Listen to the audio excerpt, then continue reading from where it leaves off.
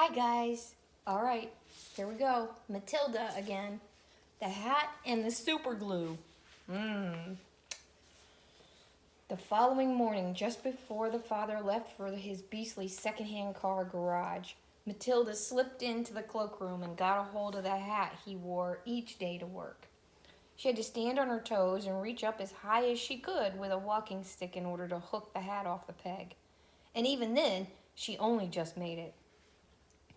The hat itself was one of those flat-top pork pie jobs with Jay's feathers stuck in the hat band, and Mr. Wormwood was very proud of it.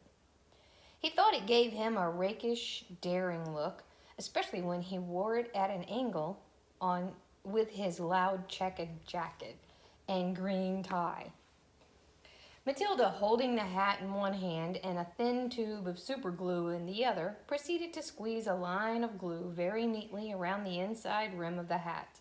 Then she carefully hooked the hat back on the peg with the walking stick.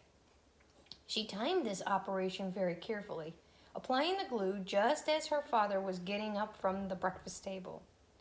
Mr. Wormwood didn't notice anything when he put the hat on, but when he arrived at the garage, he couldn't get it off. Superglue is very powerful stuff. So powerful it will take your skin off if you pull too hard. Mr. Wormwood didn't want to be scalped, so he had to keep the hat on his head the whole day long, even when putting sawdust in gearboxes and fiddling. Here's a picture of her trying to get the hat down. And fiddling with the mileages of cars with his electric drill. In an effort to save face, he adopted a casual attitude, hoping that his staff would think that he actually meant to keep his hat on all day long, just for the look of it, like gangsters do in the films. When he got home that evening, he still couldn't get the hat off. "Don't be silly," his wife said. "Come here, I'll take it off of you." She gave the hat a sharp yank. Mr. Wormwood let out a yell that rattled the window panes. "Ow!" he screamed. "Don't do that. Let go. You'll take half the skin off my forehead." Matilda, nestling in her usual chair, was watching this performance once over the rim of her book with some interest. "What's the matter, Daddy?" she said. "Has your head suddenly swollen or something?" The father glared at his daughter with deep suspicion, but said nothing. How could he? Mrs. Wormwood said to him, "It must be superglue. It couldn't be anything else. That'll teach you to go playing around with nasty stuff like that. I expect you were trying to stick another feather in your hat." "I haven't touched the flamin' stuff," Mr. Wormwood shouted. He turned and looked again at Matilda, who looked back at him with large, innocent brown eyes. Mrs. Wormwood said to him, "You should read the label on the tube before you start messing with dangerous products. Always follow the instructions on the label." "What in heaven's name are you talking about, you stupid witch?" Mr. Wormwood shouted, clutching the brim of his hat to stop anyone trying to pull it off again. "Do you think I'm so stupid I'd glue this thing to my head on purpose?"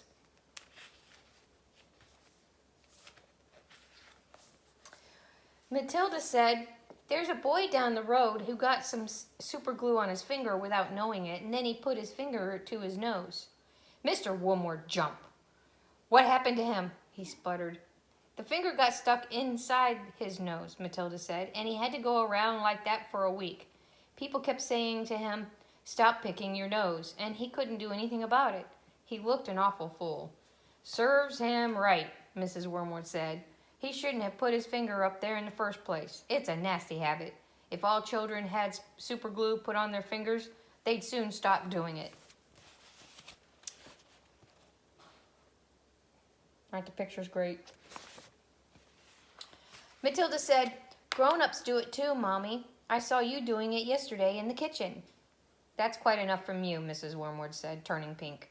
Mr. Wormwood had to keep his hat on all through supper in front of the television. He looked ridiculous, and he stayed very silent. When he went up to bed, he tried again to get the thing off, and so did his wife, but it wouldn't budge. "How am I going to have my shower?" he demanded. "You'll just have to do without it, won't you?" his wife told him. And later on, as she watched her skinny little husband skulking around the bedroom in his purple striped pajamas with a pork pie hat on his head, she thought how stupid he looked. Hardly the kind of man a wife dreams about. There's a picture.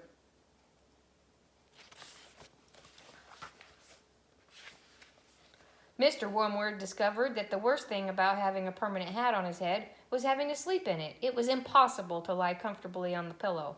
"Now do stop fussing around," his wife said to him after he had been tossing and turning for about an hour.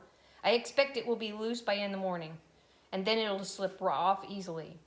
But it wasn't loose by the morning, and it wouldn't slip off, so Mrs. Wormwood took a pair of scissors and cut the thing off his head, bit by bit.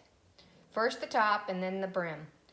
Where the inner band had stuck to the hair all around the sides and back, she had to chop the hair right off to the skin so that it would finish up with the bald, bright ring around his head, like some sort of monk.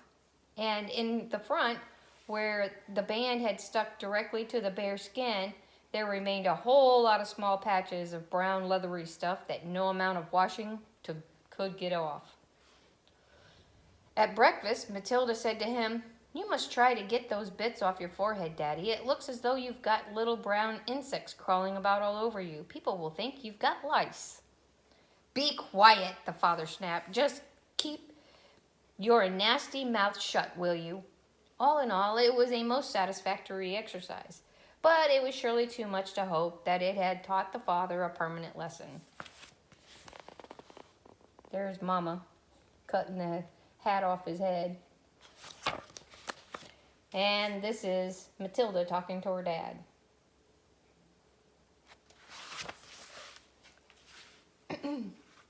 So, I'll see you in a little bit.